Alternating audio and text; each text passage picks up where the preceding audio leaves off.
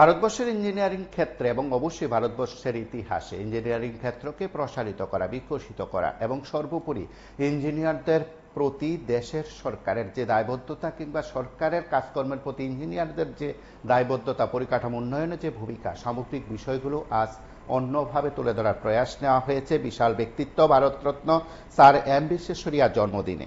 আপনারা প্রত্যেকে জানেন এই দিনটি ইঞ্জিনিয়ার্স ডে হিসাবে পালন করা হয়। তার এই অঙ্গ হিসাবে আজ আগরতলায় পূর্ত দপ্তর এবং আইইআই ত্রিপুরা শাখার উদ্যোগে বর্ণাঢ্য র্যালির আয়োজন করা হয়েছে। যারা পাঠরত ইঞ্জিনিয়ার তাদের নিয়ে এবং অবশ্যই কর্তব্যরত ইঞ্জিনিয়ার সহ সরকারের প্রতিনিধি, আইইআই সদস্য সকলের উপস্থিতিতে এই র্যালির আয়োজন করা হয় সাত সকালে।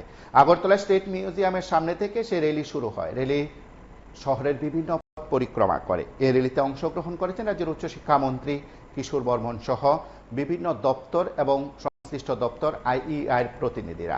আপনারা প্রত্যেকে জানেন যে এই সময়ের মধ্যে রাজ্যের যে দপ্তরগুলো রয়েছে, গ্রাম উন্নয়ন দপ্তর রয়েছে, পূর্ত দপ্তর রয়েছে এবং অবশ্যই নগর উন্নয়ন দপ্তর রয়েছে, সেখানেও কিন্তু ইঞ্জিনিয়াররা কর্মরত আছেন। তাদের নিয়ে আয়োজন দিনভর নানা কর্মসূচি রয়েছে। সেই কর্মসূচির অঙ্গ হিসাবে আজ শোভাযাত্রা অনুষ্ঠিত হয়, ইঞ্জিনিয়ার্স ডে এর ভাবনা তুলে ধরা হয়। সেই আয়োজনে মন্ত্রী কিশোর বর্মন কি বলছেন আমরা একবার শুনব। আজকের এই জাতীয় ইঞ্জিনিয়ার দিবসে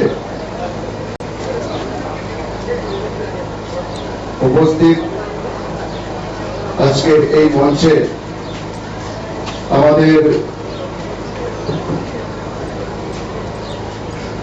ইঞ্জিনিয়ার রাজীব পাল মহোদয়,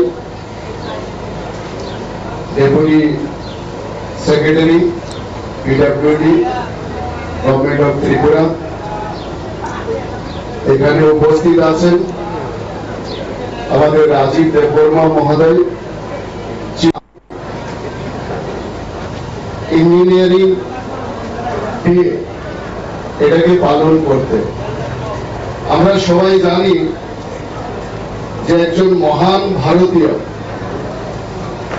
যিনি এই ক্ষেত্রে দৃষ্টান্ত স্থাপন করেছেন এবং আমাদের জাতি গঠনেও উনি পথ প্রদর্শন করেছেন। তারও আজকে জন্মদিন। স্যার মুখ্য গুন্ডমন বিশ্বেশ্বরৈয়া, তার জন্মদিনকে কেন্দ্র করেই আমাদের এই ভারতবর্ষে তাকে শ্রদ্ধা জানিয়ে এই দিনটাকে জাতীয় ইঞ্জিনিয়ার দিবস হিসাবে আমরা পালন করি। স্যার বিশ্বেশ্বরৈয়া কেবল একজন ইঞ্জিনিয়ার ছিলেন না, তিনি ছিলেন একজন দূরদর্শী, একজন চিন্তক এবং আমাদের জাতীয় উন্নয়নের একজন রূপকার।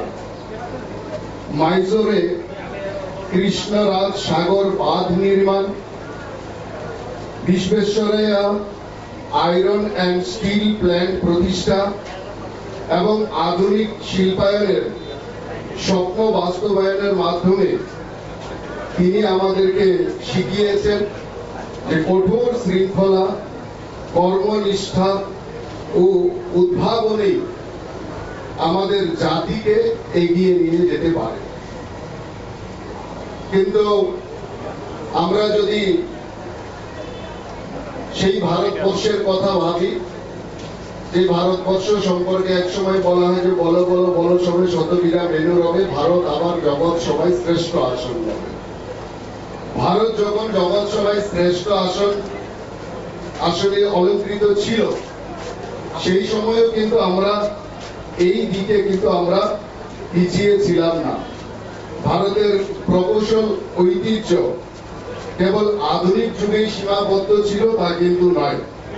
আমাদের হাজার হাজার বছর আগে আমাদের সিন্ধু সভ্যতার যে নগর পরিকল্পনা, আমাদের সেখানকার নিখুঁত যে ড্রেনেজ সিস্টেম, মহেঞ্জোদারো এবং হরপ্পার যে স্থাপত্য, সেইগুলো কিন্তু আমাদের দেখিয়েছে যে কিভাবে প্রাচীন ভারত প্রকৌশলে বিশ্বকে পথ দেখিয়েছিল।